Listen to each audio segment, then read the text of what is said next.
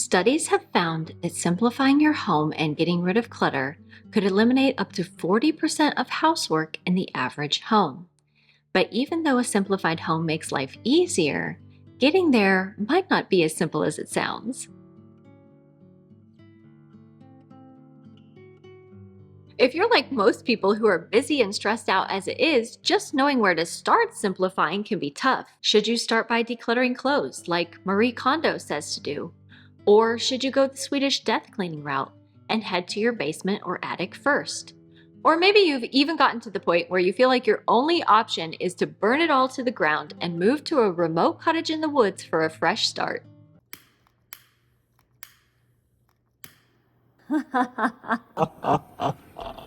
Remember, the first step is the hardest part of any journey, and the best way to eat an elephant is one bite at a time. So keeping that in mind, in today's video, I'm sharing 7 bite-sized ideas to get you started on the path to a simpler home and life. Let's dive in. First things first, let's talk about your schedule. Even though it's not a physical part of your home, it's still the foundation for everything. And the more activities and commitments you say yes to, the less time you have to slow down and savor the simple joys of life. A cluttered schedule also leads to a cluttered mind, which can make the idea of simplifying your home seem impossible. So a good place to start is by looking at your calendar and asking yourself if there are any commitments you can say no to, or at least pause for now. The goal here is to create space for yourself to breathe, and then I think that once you do that, then you're going to find that you have more clarity and energy to tackle the physical spaces in your home. Another good place to start simplifying is your entryway. This is the first space that you and any guest that you invite to your home see when walking in the door, and as we know, first impressions matter a lot. Shoes, bags, mail, and random items can pile up quickly in this area, so start by removing anything that doesn't belong. Go through your shoes, coats, hats, gloves, scarves, and other accessories, and declutter the worn out or unworn items. Once you've gotten rid of the clutter in that space, then it's time for you to figure out an organizational system to help you keep that area neat and tidy. Some of the organization tools that I use include a multi-tier shoe rack that I got from Target that I use to keep our shoes organized, and I also put small baskets on top of that where we can store our hats, gloves, and scarves, and that makes all of the things in that closet accessible to both me and my husband as well as our children. And I also have a small wooden bowl that I keep on top of the sideboard next to our entryway where I keep my keys and pocket change so that I always know where to go looking for those things if and when I need to leave the house. A tidy entryway creates a welcoming vibe, and it sets the tone for the rest of your home, so it's a great baby step in the right direction. Next step, number 3 on this list, is to shift your mindset. Simplifying your home isn't just about the stuff, it's also about how you think. The truth is, your home isn't just a collection of things, but also a reflection of your values and priorities. Imagine this: every item you own has a voice. Some whisper, "I'm useful." Others shout, "You need me." But a lot of them, they're just noise, and you need to learn to tune out the noise so that you can focus on what truly matters the most to you. So ask yourself, what do I want my home to feel like? Do I want it to feel cozy, relaxing, or energizing? And then keep that vision in mind as you work towards a simplified home. Instead of asking, what should I get rid of? Try asking yourself, what do I want to give space to in the life that I'm building? Once you shift your mindset, simplifying becomes less of a chore and more of a gift that you're giving to yourself. And speaking of shifting your mindset, I'd like to take a moment to introduce you to the sponsor of this week's video, BetterHelp. I don't know about you, but this past year or so has been an absolute roller coaster for me, and between the stress of moving multiple times, going through reverse culture shock, and some unexpected struggles in our family that I haven't opened up about yet, I ended up in a pretty dark place mentally. And let's just say that from past experiences, I know that the deeper that you go into the darkness, the harder it is to pull yourself out. So I am so grateful to have the support and the help of my BetterHelp therapist. Because unlike the me from the past who spent years trying to dig herself out of her chronic anxiety, grief, and depression all alone, now I have my therapist there to reach out a helping hand and pull me back up. I know it can be scary to ask for help, but there are so many benefits to working with a trained mental health professional who knows how to listen, ask the right questions, and help you see things from a new perspective, as well as teach you techniques and strategies that you can use to make positive and lasting changes in your life. BetterHelp also makes it fast and easy to start therapy, and all you have to do is go to this link here and fill out a simple questionnaire so that they can match you with the right therapist from their network, usually within a couple days. And then another great feature they have is that if your therapist doesn't feel like the right fit for any reason, you can switch to a new therapist with the click of a button at no additional charge. So if you're ready to join the 5+ million people who are taking charge of their mental health, head to www.betterhelp.com/8sinlife or click the link in the description box below to enjoy a special discount on your first month of therapy. And thanks again to BetterHelp for sponsoring today's video. Now let's tackle those countertops. Whether it's in your kitchen, bathroom, or workspace, flat surfaces are a magnet for clutter.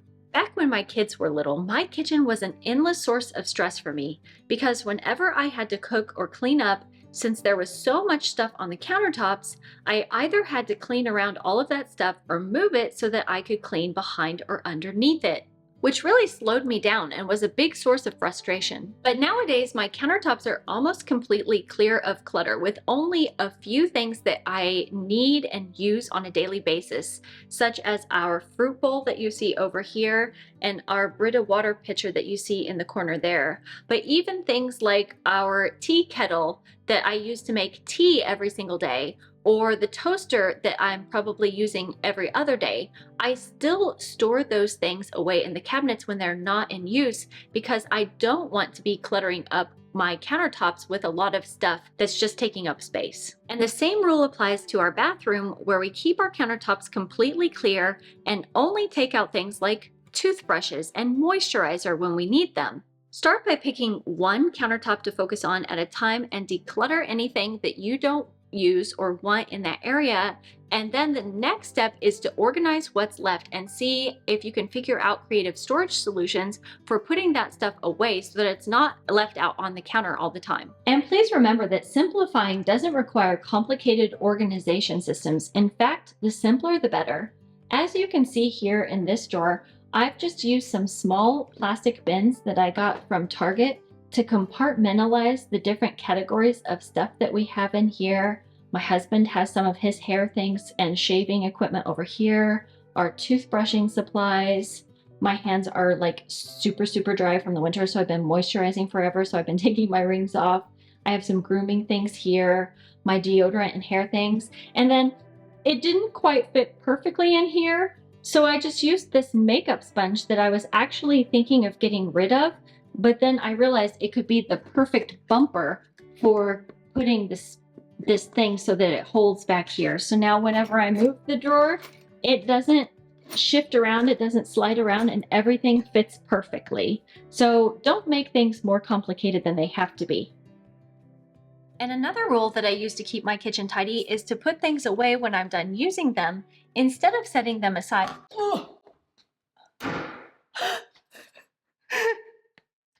And another rule that I use to keep my kitchen tidy is to put things away when I'm done using them instead of setting them aside to deal with later.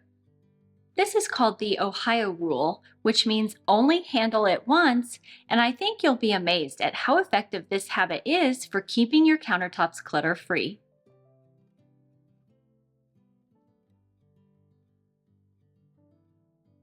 Another great baby step you can take towards a simpler life is to simplify your wardrobe. And when I do this, I like to use the 5-box method and have boxes and bags ready that are labeled trash, recycle, donate, sell, and a timeout box for those items I'm not sure if I want to keep or let go.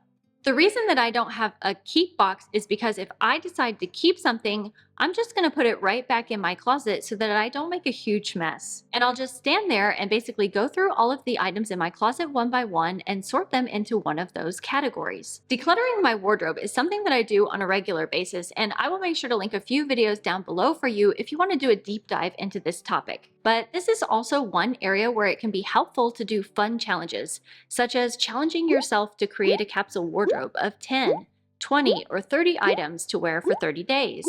Or you could also try the backwards hanger hack, where you turn all of your hangers around and only flip them back to face the normal way once you wear them, which can really give you a reality check about what clothes you're actually wearing and which ones are just collecting dust.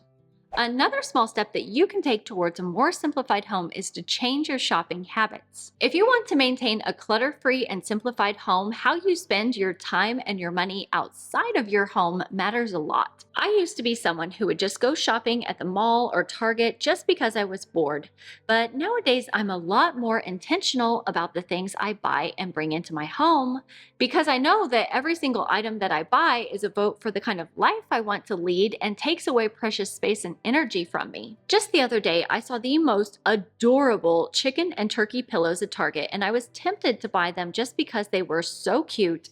But when I took a second to pause and try to think where I would actually put them, I realized that I didn't really want or need them at all. So here's a gentle reminder that just because you like something or think that it's cute doesn't mean that you need to own it. And overspending and clutter often go hand in hand, so reducing the inflow of stuff into your home has the added benefit of saving you money and reducing your financial stress. And finally, number 7 on this list is to do a little trash bag therapy, and here's how it works. Grab a trash bag, preferably one that you can't see through like this black one here, and set a timer for 15 minutes, whether that's on your phone or an egg timer or whatever, and then go through your home and find things that are broken or worn out or literally just trash.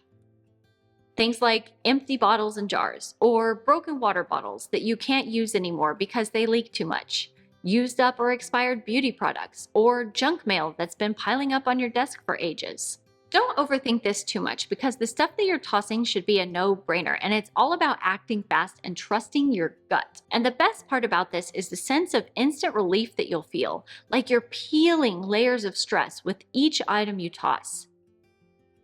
Think of it as speed decluttering.